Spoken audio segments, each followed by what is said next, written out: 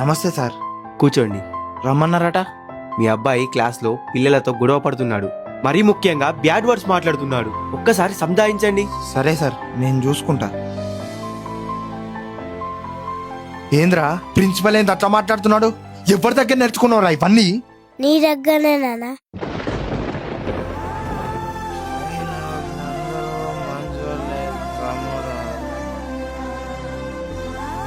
ఏంది సప్పగుంది? సప్పగేడుంది, మంచిగానే ఉంది కదా. అంటే నేను అబద్ధం చెప్తున్నాను. ఎక్కడి నుంచి సాపరా?